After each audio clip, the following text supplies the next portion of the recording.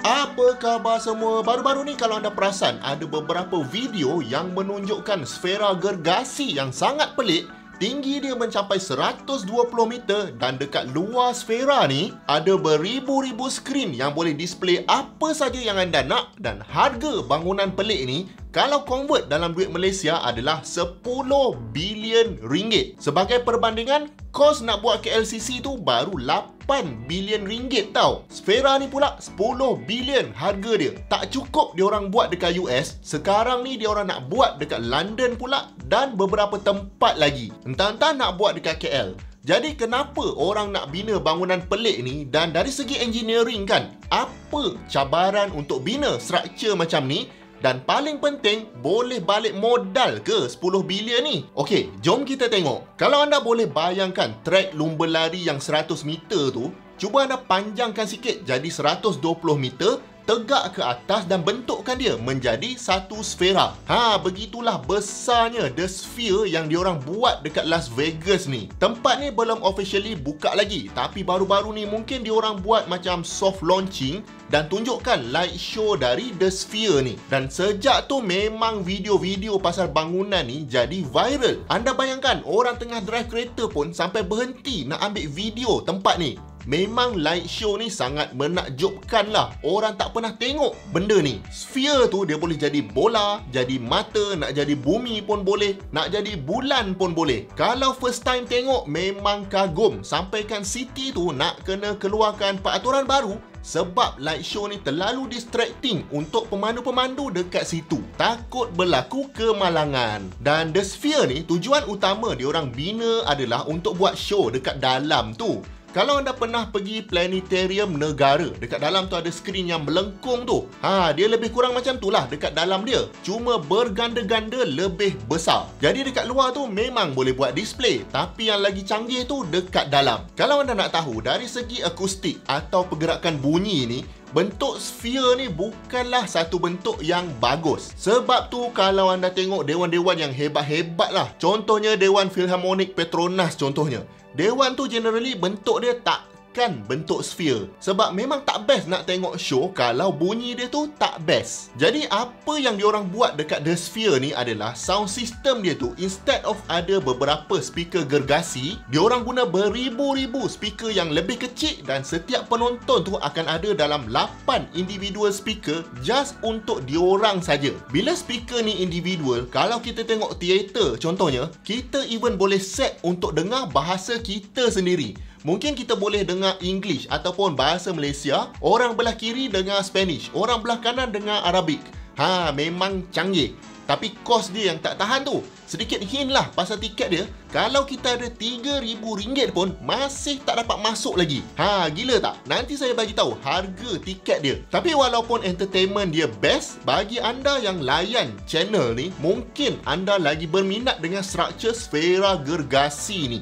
Tak runtuh ke dia sebab tinggi sangat? Macam mana nak bina? Kalau bangunan tu kotak-kotak, boleh je pasang-pasang dari bawah, welding-welding sampai ke atas. Tapi kalau sphere, dinding tu condong, jadi struktur tu nak kena prefabricated. Kena assemble dulu section by section dekat bawah, kemudian baru bawa naik pakai crane dekat atas. Dia macam Lego lah. Dan sebelum nak fabricate besi-besi ni, memang matematik yang diorang gunakan tu sangat advance lah untuk calculate precisely dekat mana joint dia. Lepas tu nak mitigate stresses macam mana. Dan dalam website Sphere ni pun dia ada tunjukkan equation-equation yang diorang guna untuk buat The Sphere ni. Maknanya nak bina struktur yang sangat besar dan pelik ni, bukan setakat equipment yang betul nak kena ada, tapi theoretical background engineer-engineer yang ada pun kenalah sangat strong masa design phase lagi. Jadi biasanya untuk bangunan yang high rise yang bentuk kotak, biasanya untuk naikkan barang dekat atas, crane tu akan diikat pada bangunan yang dah siap. Jadi kalau bangunan tu makin tinggi, crane tu pun boleh jadi makin tinggi. Tapi kalau sphere, kita tak boleh nak sangkut crane dekat dinding sphere ni sebab dia tak stabil. Jadi mesti nak guna crane yang boleh angkat lebih 120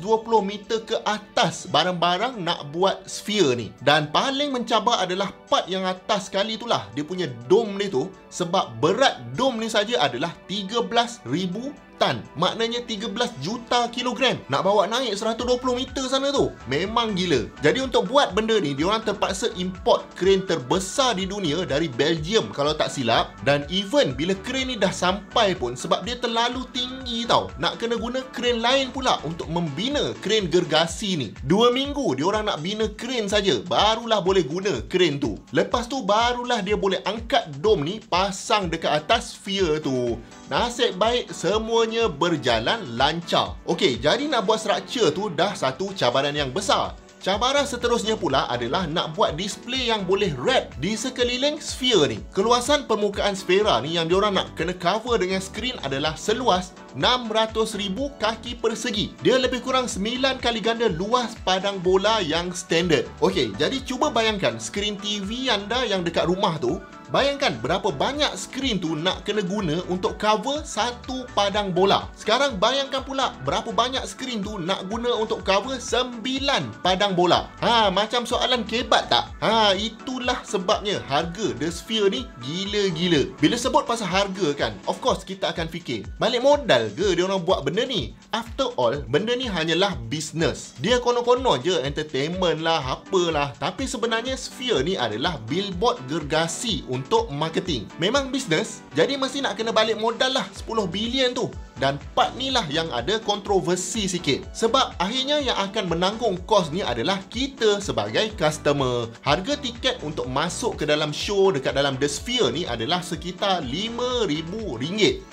Untuk beberapa jam je guys. Itu pun tak tentu balik modal lagi. Sebab nak display show dekat dalam ni pun, kan skrin tu besar gila, lepas tu melengkung. Jadi field of view mesti lagi besar dari skrin petak yang biasa. Dan untuk dapatkan gambar yang betul-betul cantik, diorang kena filmkan movie menggunakan kamera 18K. Gila tak? 4K pun bagi saya dah cukup cantik dah. Even HD yang 1080p tu pun dah cantik sebenarnya. Ini nak kena shoot 18K. Boleh terbakar PC saya ni kalau footage tu 18K. Bukan setakat file dia akan besar gila, tapi kamera tu pun diorang nak kena design kamera yang baru. Even the whole production setup tu pun diorang kena bina untuk accommodate artis yang nak shooting untuk display dekat The Sphere ni. Dan ini pun adalah extra cost lah. Tambah lagi on top of construction cost yang 10 bilion tadi. Itu yang orang skeptical sikit lah. Even dengan harga tiket RM5,000 pun mungkin takkan break even. Tapi tak dapat dinafikan, bangunan yang pelik-pelik macam ni akan ada pulangan modal yang intangible lah. Tak boleh dikira dengan duit. Mungkin city tu akan jadi makin maju, orang pun akan makin ramai datang dan orang spend duit dekat situ.